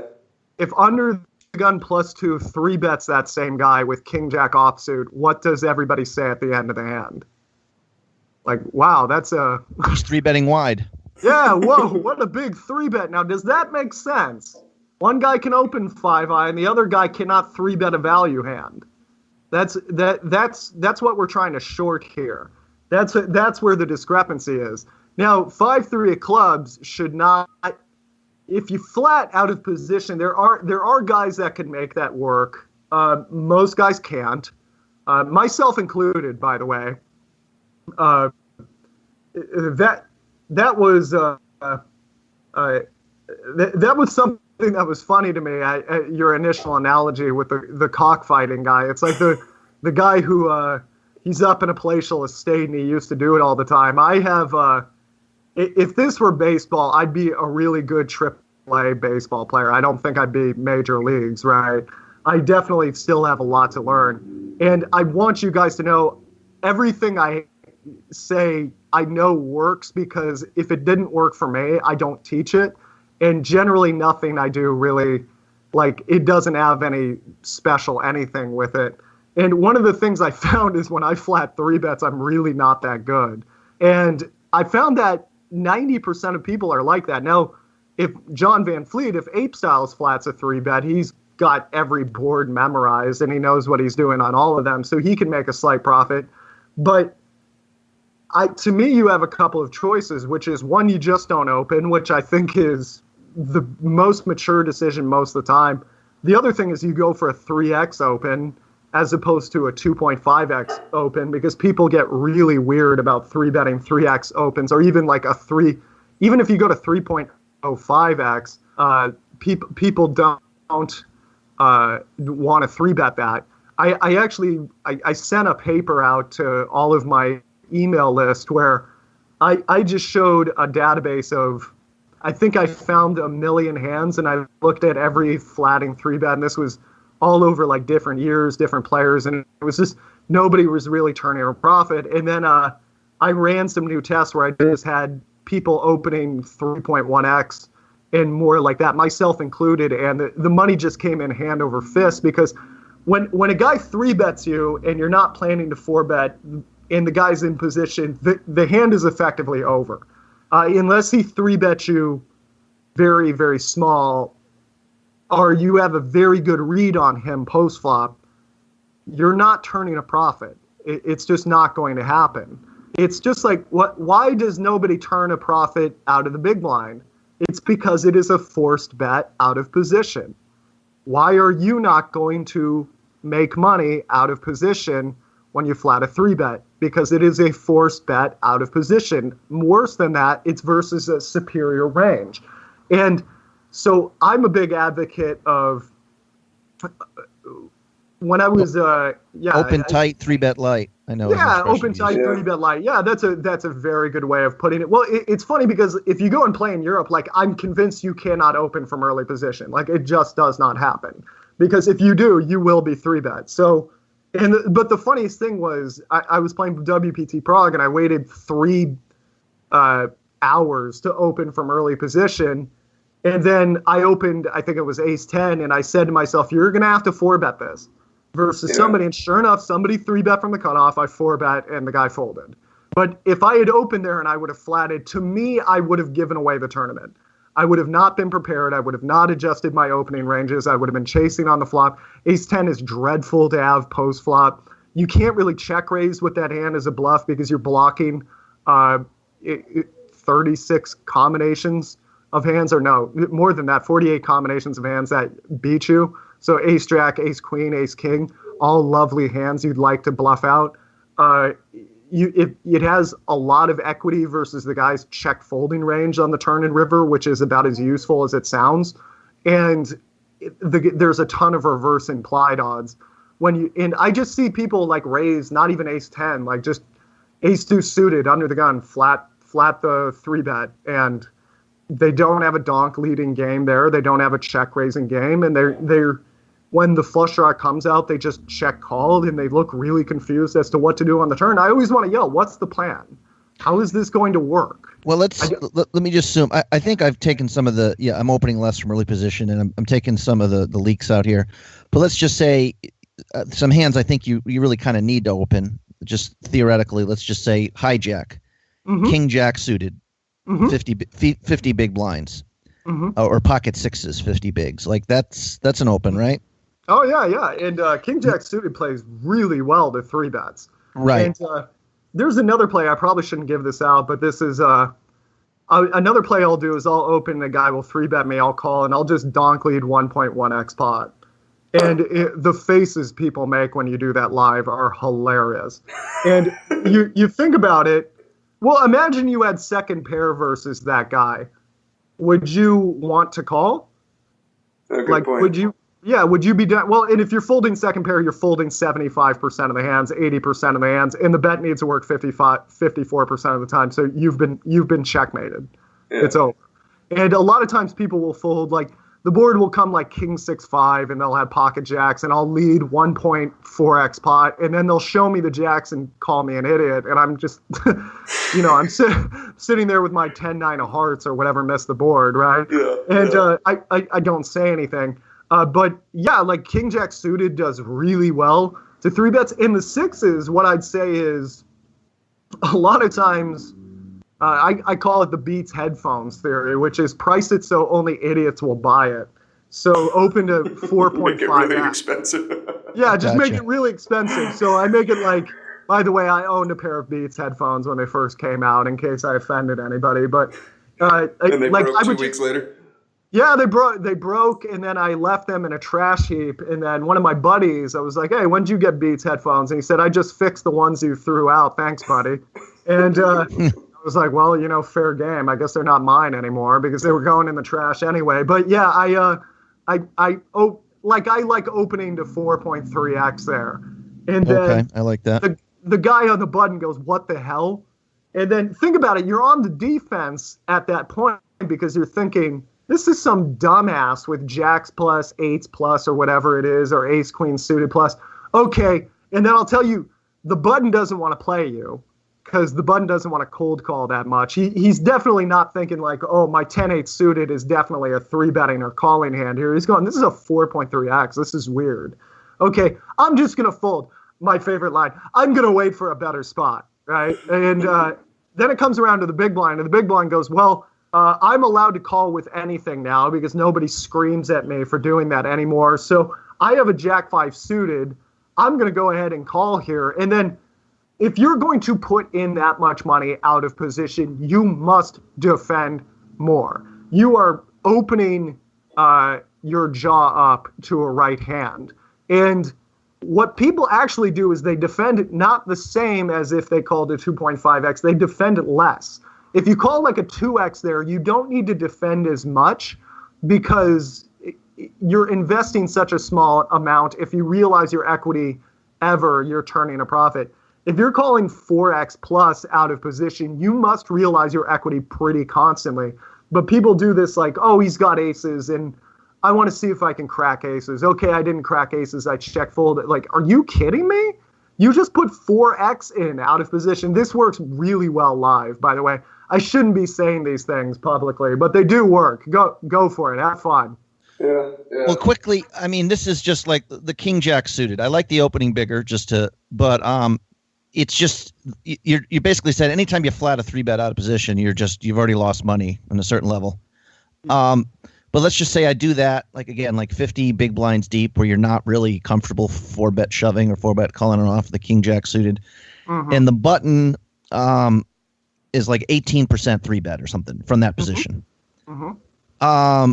You got a range advantage on it. I mean, you can't fold once he 3-bets, right? Or no. You have to go ahead and call. But you're gonna miss. You're gonna miss so often to make it profitable. Right. When I say those blanket statements, it's usually assuming you have, just the entirety of your range. So, like ace 10 offsuit would not be terrific to flat there. 7-5 suited would not be terrific to flat there. 6s would not be terrific to flat there. 8s would not be terrific to flat there because so many boards are going to be very difficult to interpret out of position such that you're going to have a very difficult time. Even if you have a range advantage, it's going to be very difficult for you to realize your equity over 3 streets. Sure. But king jack suited is not like that. King jack suited retains its equity very well. The pairs it makes are very, very good. The flush draws it makes are very good. The straight draws it makes are very good. And collectively, it makes a lot of these hands very often. So it does make top pair very often. It does make flush draws very often. It does make a lot of hands. Now, I think this is actually, I didn't write the hand down. This is very similar to a hand I think I played this weekend. That's why I brought it up. Where I did I forget, it was like 40 bigs, whatever. And I called with the king jack suited and I got the flop like 10-9 deuce with 1 heart, with 2 hearts in my hand. And I check shoved. Mm-hmm. I mean, that's like a viable option there. I mean, against an aggressive player, you're also. Oh yeah, that when you. I ran into aces and got knocked out, and I'm like, this is maybe I should have 4-bet, found out where I was at. I know that's an expression you is stupid. King jack, that's just unlucky at a certain level, right? I'd rather you 4-bet turn your hand into a bluff than call and wildly swing. Actually, I like the fact that you're wildly swinging because there's a lot of times I use Card Runner's EV and I'm curious, like, how much can you check jam there? And there's a lot of times if the guy's 3-betting enough, you can check jam close to any 2. So 2 overs with a flush draw is really, really good. And you'll just see people never do that. So I'm actually pretty happy you'll do that. And 4-betting has a lot of validity because people do not 5-bet nearly as much as they used to because they just see a 4-bet so seldom. Back when we were talking Pius Hines, there was a lot more 4-betting. Now you don't see you don't see that nearly as much. So I think it gets more respect than it deserves. So I do think those are viable options, and it's good you're thinking of them. Okay, well, I'm going to be opening nothing but 3.5x here, and if I have a losing weekend, by the way, I'm just going to immediately throw it out and just never do an assessment on a webinar again. I'm just letting you know. Yeah, I am results oriented when it comes to these things. that's all right. You go ahead. I'm at 100 big blinds per 100 with my 3 to 4.5x open. So it worked on my end. I'll let you see how it works on yours. Let me know. we were talking about data analysis and studying earlier, and I pulled up some of the regulars on my site. I'm not gonna say their screen names, but I've got a few spots here that I wanted to pick your brain on, Alex. Yeah, go for it. Okay, first I'm going to tell you guys about Elliot Roe. Copy the best players in the world. Meditate before you play. You don't want to be pounding beers in the parking lot before you start a tournament. You want to listen to a meditation tape about the type of game you're about to play. I will not play a hand of poker unless I listen to that man's voice first. Meditation tapes. Get in the right mindset so that you can focus on poker. Listen to an MP3 before you play. Put it right on your phone, your computer, your tablet. He's got MP3s for everything. Live cash, online MTTs, post-game cooldown. The Mindset Booster package, which comes with 5 MP3s, confidence, motivation, recovery, volume, study booster. Maybe the simple volume system is for you. You can try it for free. There's no obligation. Listen to his 7-minute tilt buster. Put it right on your phone. Listen to it. It's free from me to you. This is the next step in poker. The Mindset Advantage, Elliot Roe. Use the code HUPOKER. Score yourself a discount. You'll find the link in the show notes. HUPOKER. Okay, ironically, right after I listened to his study Steve, booster, I spent 2 know you're hours used to me. looked up data analysis, so this stuff really works. But okay, this one, I'm not going to give his name out because he's actually been a guest on the podcast. But okay, one stat that I found that was really interesting on this guy is he calls 82% of donk bets. So in this, can we now just only value bet him with a donk bet? And You got to double barrel quite a bit is what you got to do. Yeah, it's when somebody has a full, let's say somebody has a full to continuation bet of 18%, which is what it would be there. This, trying to short this guy would mean, how would you short him? Well, you would fire again on the turn because he has a whole lot of nothing. And another way you can do it is with, I was going to say, just bet 1.1x on the turn, and the entirety of his range is just screwed at that point because he by the way, it's something I haven't said. I've advocated a lot of overbets in this podcast. Once you get caught once, then the real party begins, because then you can start overbetting with your top pairs and just cleaning people out. And yeah, that becomes very fun. But when you're betting there on the turn, essentially knowing when the guy has ace high and when he's going to fold that ace high is a really big deal. So if you can look, and I was going to say this is very normal for most players. Most guys call donk bets, to this guy's credit, most people call donk bets pretty wide because people are pretty bad at firing the turn. So they can just call the donk bet and see what you're going to do on the turn. And if you check, your little experiment didn't work. Now they can pick up the pot. And if you fire again, you have a pretty big draw, or you have a pretty big hand. And okay, they know to proceed with caution. So yeah, generally, versus the way to do better than that is just to bet more on the turn. Okay. And his C-bets, he C-bets 80% of the time when he's in position and 91% of the time when he's out of position. Now, he's fairly tight. His numbers are 16-14 with a 6% 3-bet. But flop C-bets average out to 84%, turn 53, and river 20. That... So there's the guy, often, right? When he fires the river, he's got it. Yeah. Okay. So when you have second pair here, what do you think's the worst way to play with second pair versus this guy? To fold the flop? Actually, folding flop's okay. Folding turn would be the worst. Oh, okay. Because he never fires the river. And it looks like If you imagine 50% of his 80 he's firing practically everything. And if you imagine on the turn, he's firing half of practically everything. Your second pair is probably ahead. It's not always ahead, but it's ahead a good percentage of the time. And then on the river, he just doesn't test you. So if he does bet on the river and you call, actually, to give you partial credit, I guess the worst way to play would be to call river, because it does seem like he's not bluffing that often. Now, to be fair to him, the c-bet, if you're playing cash games, your c-bet should be somewhere around 65% of the time. That means one time out of three you bet with the hand, one time out of three you bet without the hand, and one time out of three you check and you try to mix in some value bet, some value hands and some bluffs. In tournaments, I don't think this is necessary because you're going to play 71 hands with most of these people maximum, and generally you're only going to raise in maybe 8 of them. So they're not going to get to see a lot of you playing. So I would just go ahead and bet and cash out your equity. I would suggest that this person probably doesn't realize how wide he can get called on the river. A little bit more of a pot controlling style player. Probably doesn't feel that triple barrel bluffs work that often. I don't know what games this is in, so that could be true or that might not be true. $20 to $50 tournaments. $20 to $50 terms. Yeah, it's a little less likely to work there. You still can do it versus absolute regs, in my opinion, but if you didn't bother with it, it wouldn't be a big error. But that being said, if I was working with this person, I'd really want to work on their going for the kill on the river, like the easiest time to make money is on the river.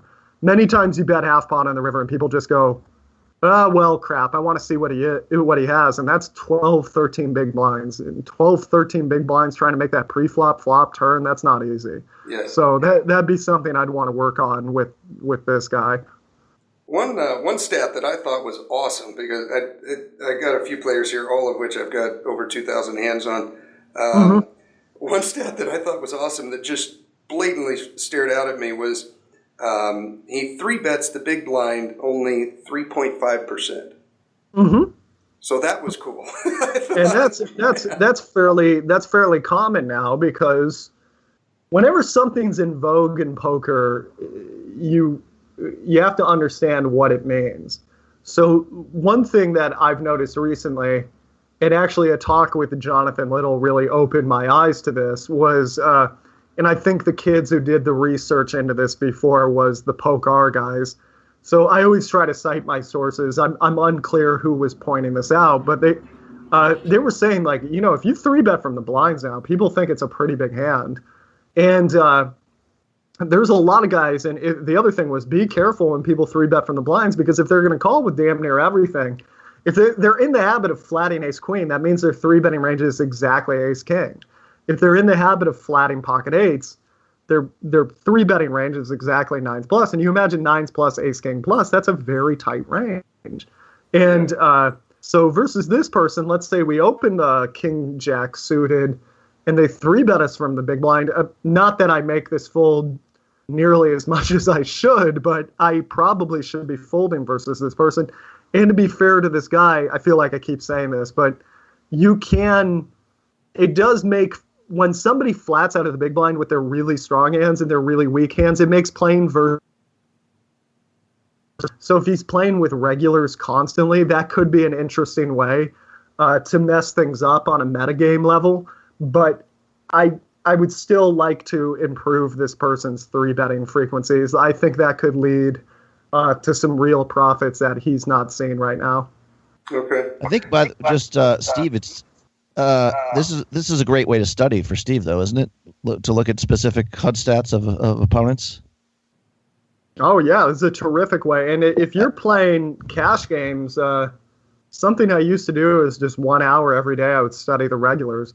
And I would make scouting reports, and I would just try certain things every day. And I never got beyond 2-4 in cash game. I did play cash games for a little while to pay my bills, but what I really just loved was 1-2 every day, just 16 tables, 20 tables, and trying to apply this stuff against the same guy over 9, 10 tables. And when it worked, oh my God, that was the greatest feeling you ever, just taking someone's stack based on something you wrote down on a pad of paper 6 hours before. Like, you feel like, I have earned my living today. I have earned my meal.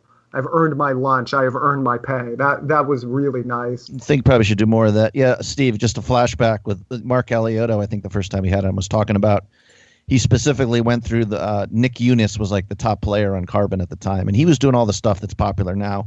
Really high big blind defense and just stealing so many pots. Check raising boards, or his range was an advantage, and Donk leading pot and all that kinds of stuff. And so that's a super. Sorry, I didn't mean to cut you off there, but my career didn't pick up until I tried to find a player that was going against the grain, because I was trying to think of, in what sport does somebody who does everything the exact same way everybody else does it excel? And I couldn't really come up with much of anything. There are people that like perfect other methods, but Roger Federer has the one-armed backhand and whatnot. There's usually things that separate them. So I looked up Pisagno, and Pisagno was doing a lot of stuff that's now super popular, and nobody really gives him credit. And I just tried to backwards, I think you say reverse engineer what he was doing mathematically, and it did make a lot of sense. So yeah, I think that's a really good way to get an edge. And that's the great thing about poker. There's no, if I see Nelson Cruz's home run swing, I'm not going to be able to apply it the next day when I'm playing around at the park with the boys, because I'm about 80 pounds less in muscle than he is, right? And I don't have the muscle memory. Poker doesn't have that rule. As long as you can press a button, you can steal anyone's play. Just try to figure out why they're doing it. And the amount of study people don't do of other players is really staggering. I do love to find somebody who's doing something against the grain and try to figure out if there's any validity to it. It's very fun. A lot of the plays from the Myth of Poker Talent actually came from just playing $200 tournaments in, like, let's say Dublin. And there was some old guy that always made final tables there, and everybody just said, oh, he's lucky, yada, yada. But he would do things like flat 3-bets and check raise every board, and everybody would just be sitting there holding their penis crying, not knowing what to do, because they were just so used to 3-betting and c-betting and not, and everybody giving up. And I would just try to figure out on Flopzilla why that worked, and it did have a lot of validity to it. Yeah, this was a lot of fun going through the database, and before I knew it, I'd spent 2 hours just studying these guys. There's another guy that I looked up, and this is a stat, I'm not sure how to really take advantage of it, but he's out of 1,926 hands, he's never 3-bet from early position, ever. So if he does it, he probably has kings or aces or queens, and probably wouldn't put him on a ton of ace kings. So if you're super deep stacked and you think you can stack him with sixes, if you flop the 6, go ahead and go with it. But that's one of those stats that doesn't do a ton for you, unfortunately. Right? Yeah, I didn't know how to. I guess, like, if he just calls a bet from under the gun and he's a UTG +1, well, you just leave aces and kings in his range then, right? Right, and I think that's a pretty serious error in today's game, because there's a lot of guys that open 25-30% of the hands under the gun. And the way I think of it is, you're not getting the early position open, I get it. So they open that, and then I have my king-queen offsuit or whatever from under the gun +2, and I 3-bet there. Now, if people behind me should be looking at ace-queen offsuit and considering a cold call or a 4-bet, but that doesn't happen that often. And nobody 4-bet semi-bluffs. When was the last time you heard somebody said, okay, I 4-bet semi-bluff the guy? And so people are not seeing where this is going. If there's a pretty serious open, if somebody is opening a high percentage of the time, logically you must 3-bet a higher percentage of the time to exploit that, which means if somebody's 3-betting a higher percentage of the time, that means you must 4-bet more often. people aren't even seeing the first step of this chain. They're not even seeing that people are opening too much. So, if that guy is probably grinding a number of tables, he probably does well. I think there's, one time out of 10 when somebody opens from early position, you have an ace-jack offsuit, I think you can 3-bet and retake the early position open. And with this guy, it's just 0. And I think that's a spot where he could possibly raise his profits. But, yeah, Steve, you asked if you could take advantage of it, which is not something you really even have to think about it, though. I mean, I don't think you're not gonna open more under the gun because the guy under the gun 1 doesn't 3-bet enough. Well, I guess if he opens like 10s and he gets 3-bet there, he might actually be able to just fold. Right. Just fold. Well, I'm just saying, if the guy never 3-bets, you wouldn't say, with 8 players behind you, well, this one guy's never going to 3-bet me, so this open becomes more profitable. Right. This is my opinion. The stats you're always looking forward to taking advantage of is the overall check raise. If it's 10% or lower, the guy is never check raise bluffs. And if he does, be proud of him, pat him on the back, send him a fruit basket. He got there. He did it. And if you see a guy, his fold to c-bet is 60%, then his donk leads are almost always a hand.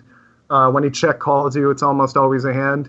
If a guy raises more than 20% of the hands from any position, you can 3-bet the bejesus out of that guy. If it's 25% or higher, you just go after him. If the c-bet in a certain spot is higher than 80% or 75%, you can take advantage of that with more check raising. And aggression frequencies are really big. Is the guy aggressive on flop, turn, and river? Is the guy aggressive on flop, turn, flop? His flop c-bet and turn c-bet and river c-bet are flop c-bet is 51%, turn c-bet is 75%, river is 20%. So I think that goes right in line. Check raise his turn. That's a pot controlling style player. That's a guy who checks back a lot of flops, bets the turn, checks back a lot of rivers. That's I think that's a way to that's a stack retention strategy, which is I assume this is poker tournaments you're looking at. Yes. Okay, yeah, this is a stack retention strategy. This will get you a high number of cashes, not as many wins as you'd like. And if you run well, you'll get a lot of cashes over. And by the way, there is something to be said for this. There's if you go for the kill every single time, you can have long dry spells. You'll just win more tournaments than the average guy. So in general, you will make more than other people. But there are some people that use a very stack retention style, and that's obviously very, very big in multi-table satellites. And in very flat structures, say on Poker Stars, a stack retention style strategy can actually pay pretty decent dividends. But my belief is, if you're paying like 35% of the field or whatever bizarre amount some of these tournaments pay, your first goal is to cash, and then you should go. The structure is so flat at that point. There's no real difference between finishing in the 28th percentile of the field and finishing in the 6th percentile of the field. So you should just go sick at once you lock up the cash until you get to the final table and start paying attention to those ICM ramifications. And most of these guys that go 50, 70, 20, they don't have that gear. So that would be something I'd be very interested to discuss with that person. Yeah. Okay. Interesting. Now, if he bets, if he c-bets the flop 51% of the time, a third of the time he's going to hit, a third of the time he's going to miss, and a third of the time he's going to have some kind of something, like some kind of draw or something.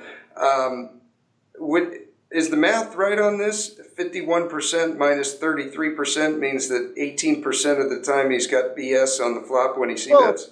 You got to check your assumptions right there, and the assumption you're making is he bets every time he hits, which I don't think is true. I think he probably does check back some pairs. So to his credit, that 51% c-bet is a pretty tough nut to crack. And this is a guy who can make a lot of money at poker tournaments. Do I think he can maximize his profits? No, I don't believe that. I do think we could pursue a more varied strategy. This is a great strategy. I don't know if I'd use the word great. This is a strategy that could work decently versus if you're massively multi-tabling and there's a number of regulars in your games. Like that's a tough cookie. trying to figure out that player. But does it maximize profits? No, it's a little closer to, I don't want to use the words game theory optimal, but it's like setting up, it's like setting up a bot that can't really be beaten by many people, but it's not seeking to exploit others as much as possible. And I don't know. I don't know Carlos's stats, but I think it's another guy I studied with similarly. He has like a 40% C bet, but his turn and river C bet is like 80% or something. So he's Right. choosing his spots, but he's almost always triple barreling. So when he C bets, you got to be ready to play for stacks. Right. Now that's a very specialized strategy, and to be perfectly honest, I haven't studied it as much as I'd like, because generally that's a bad strategy if you just c-bet the hand, and then 40% means generally you're c-betting about the hand. But there are some Russian players that I've seen that have this thing where their c-bet is like 40%, but they'll check back a pair and they'll call you on the turn, and then on the river they'll raise huge and not really represent much of anything. And then you call, they show you like top pair third kicker, and you didn't really see that coming, and you give them a pretty good profit. That's been of great interest to me, and to be honest with you, I haven't really deciphered it as much as I'd like to. If you bet 40% of the time, but you're not just betting all your value combos, you do mix in that play I just discussed, and you mix in some bluffs, and you mix in some value combos, and you always triple barrel, that is remarkably difficult to deal with. That is really hard to crack. Now, the question is, does it optimize versus the field? I don't think so. There's many times a guy has called you out of position, he's checked the flop, and he's just giving up on 70% of the boards, and you're just checking, giving him a free card. And I disagree with that. I do not believe that can be. I'm a big proponent of cashing out your equity. There's far better players. John Van Fleet comes to mind, who's much more into balancing. I believe the games he plays are very tough. You cannot exploit others without being exploitable yourself. The example that we use in the Tournament Poker Edge series, or I used in the Tournament Poker Edge series, was if you're playing rock, paper, scissors versus somebody who knows how to play the game, optimal way to play would be game theory optimal. You randomize your inputs. Nobody can outplay you. But if you're playing against a child that throws rock every single time, you should always throw paper. That being said, if you throw paper every single time, there's a very simple counter move, and therefore you have become exploitable. I think many people, I am on the edge of, the main criticism I get as a coach and player is everything I do is very exploitable.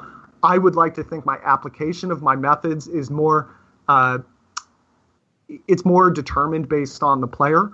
And there are times I do pursue an exploitable strategy versus somebody who knows me more than I'd like.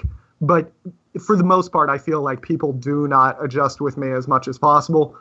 That being said, if you're massively multi-tabling, people get to know you on a day-to-day basis as a regular pursuing one of these strategies that even if you say, these are my frequencies, good luck with it, and the guy doesn't know what to do, that is valuable on some level. Yeah. So the $30 ACR tournament, you probably can really bump up that C-bet. I think you're all right. I think you can up the aggression. I'm pretty sure he's not analyzing charts in Thailand in a little hut trying to take over the world's poker sites. Right on. I got one more regular here that I kind of want to get. This can fall into a general strategy. I'm going to tease it, Alex, but this player opens the button 50%, and small blind versus big blind is raised first in is 60. So button is 50 when folded to, small blind is 60 when folded to. And but first I'm going to tell you guys about Tournament Poker Edge, all this strategy. Join myself, Mike, and Alex on TPE. Alex has a new series up on a deep run he made on ACR. Casey Jarzabek has one going for short stack play and late regging. And Andrew Brovkus is reviewing a bunch of live hands that he played out at the WSOP this year.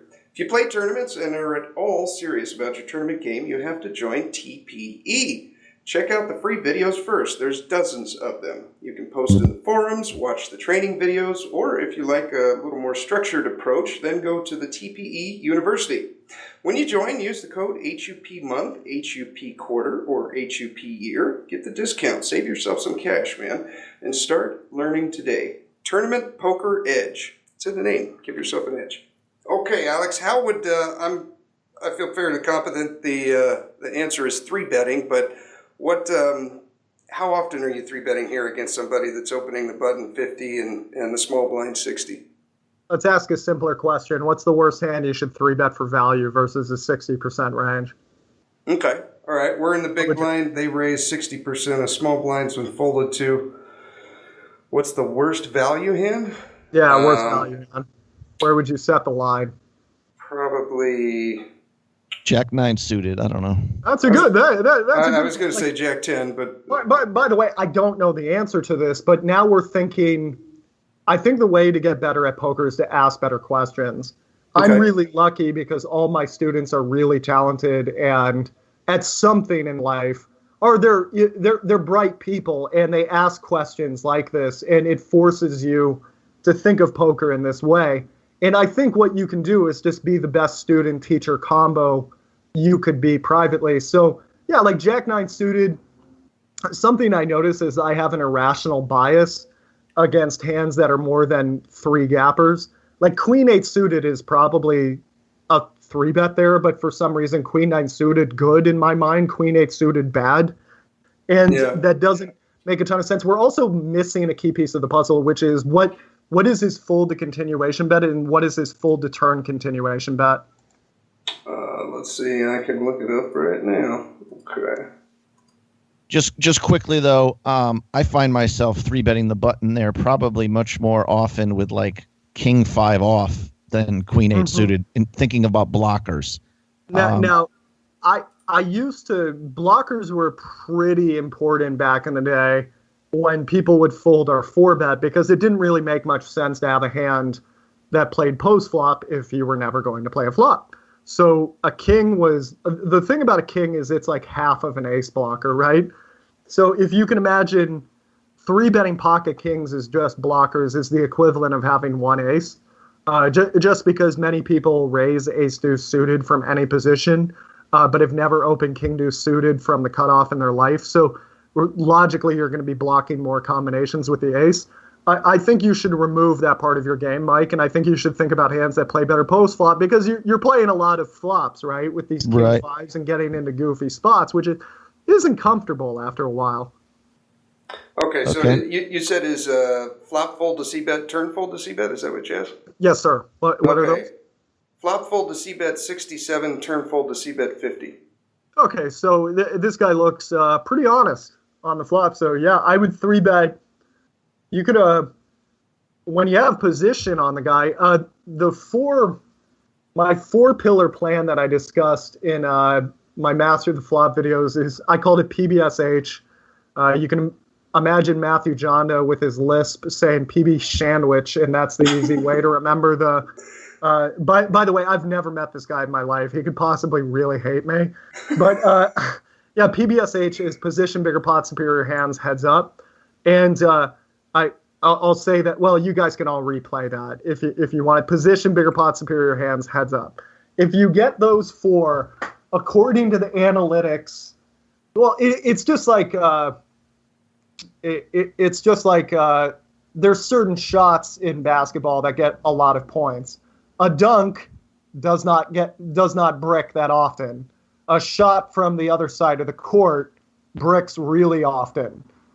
Flatting a 3-bet out of position versus the tightest player, one of the tighter players at the table with 5-2 of hearts because you're such a gangster and you dropped out of school that your parents were paying for and you're going to prove to everybody you're a poker player. This would be the full court shot. Being in position with a bigger pot with a superior hand heads up is the dunk. You would have to be very bad at poker to not make this work. Here you got position. Here you can make it a bigger pot by 3-betting. The threshold for a superior hand is pretty low. You could even justify like King 9 offsuit as a value 3-bet. And you're going to be heads up with this guy, usually in these close quarters combinations. And I think working on this stuff is where you make a lot of your money in poker. I played some number of millions of hands of 6 max, and that's really good because most of your money if you take a look at your distribution of profits, you're losing all your money from the big blind, you're making all your money from the button and cutoff. So replaying those spots again and again and again is how you're going to get better at poker. Early position hands, if you raise very tightly there, you're more or less going to be okay. So it's kind of a dead zone as far as poker development. This is like Brazil makes the best soccer stars because they play this game called futsal, where you can't kick the ball away. The ball is a little heavier. It's a really small court. It literally translates to football in the room. And every single great Brazilian soccer star that you know played this game growing up because you can't kick the ball downfield. You have to get really good with the play of the ball handling. And that advanced control is what makes exporting Brazilian footballers multi-billion-dollar industry. The way for you to get your futsal is heads-up poker and six max poker, and to just hammer on these concepts constantly and try to execute for as much profit as possible on flop, turn, and river every time you can when you're in position, and to screw up and to make sense, to make mistakes, and to value own yourself on a number of rivers. If you don't jam with the second best hand for value ever, then you're not value betting enough. Yeah. We call it wrap it up, Stevie? Or, I think so, yeah. This was awesome, Alex. Thank you. Thank you, guys. It's always a pleasure. My last little pointless digression of the day, though. I was looking at Poker Head Rush, and I saw that Alex had quoted had posted an Edgar Allan Poe poem from a few years ago. I don't know if you remember that. I do not remember that. What did it say? A dream within a dream. Just quickly, I could message you on Facebook this. I was just going to ask you if you've seen the movie Inception. Oh, yeah. Awesome movie. Yeah, that's one of my favorites. Anyways, I just realized from the Poe poem is like the movie is explicitly bringing up the images from the Poe poem. No kidding, for real? First of all, it's called A Dream Within a Dream, and it's talking about this man on the beach with the grain. That movie opens up with DiCaprio on the beach holding the sand. Oh my God, that's so far out. There's some people in entertainment where I go, how did you get there? I never get that feeling with what's his name, Christopher Nolan. Yes. Is that like that? Inception has so many. Okay, pardon the pun. Layers. There's so many. Have you ever just gone and read all the different analyses of that movie online? And they all make perfect sense. And you go, did he really? Well, and you've read the theory that the entire movie is about making a movie, right? No. Have you ever? That's a really fun little concept to go with. I'd really recommend you look into that. That's a fun one. I'm really into like different interpretations of movies. I had no idea.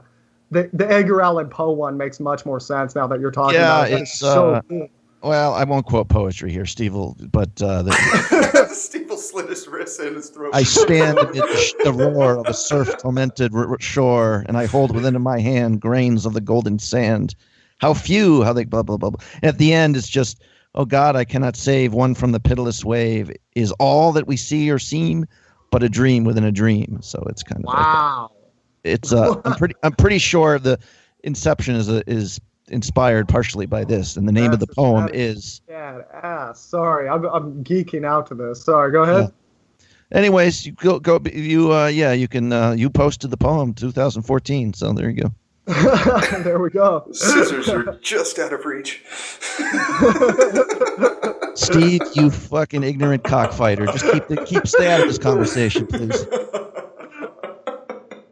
It was a good time. Okay, boys, awesome. Have a great one. All right, if you want to get a hold of Mike or Alex, go to headsuppoker.poker, click on the COT, which is the Circle of Trust. You'll find their links there, or just click on the link in the show notes. Rate and review us on iTunes, and I'll read it on the air. Check out Alex's One Outer podcast. You can find that on iTunes. Thank you for tuning in. Here is your weekly motivational speech. There will never be a point in your life where it's the right time to do a great thing. If you're waiting for that perfect moment, that perfect timing, it's not going to happen. You know what you have to do? You have to create the perfect time and the perfect opportunity and the perfect situation. Is that a lot of people become comfortable. They stop growing. They stop wanting anything. They become satisfied. People getting ready to go to jobs that they don't like, jobs that are making them sick. You see, when you're not pursuing your goal, you are literally committing spiritual suicide. When you have some goal out here that you're stretching for and reaching for that takes you out of your comfort zone, you'll find out some talents and abilities you have that you didn't know you have. When the messenger of misery visits you, what are you going to do? What will keep you in the game? There are things that you think you'll never need to know, that you may only need to know one time in your life, but that could save your life because you had that knowledge. Unless you attempt to do something beyond that which you've already mastered, you will never grow. What is it that you looked at some point in time and you decided that you couldn't do it, that you talked yourself out of it? You're waiting on your next door neighbor to make it happen for you. It may not happen. If you're waiting on your mother or your father, they may be so ancient in their thinking that they don't understand this opportunity that you have. And if you're waiting on them, it may never get done. You don't beg average people to be phenomenal. You don't beg good people to be phenomenal. You just are phenomenal, and you will attract phenomenal. What reason can you remember that you can call on, that you can reach on, that can make you get back up? Find that reason. If you're not where you are, if you're not where you want to be, if you don't have what you want to have, if you're not where you think you should be at this particular place, it has nothing to do with the system, but it has everything to do with the fact that you're not making the sacrifice. I want you to make that dream become a reality, because if you don't, you will be working for somebody else to make their dreams become a reality.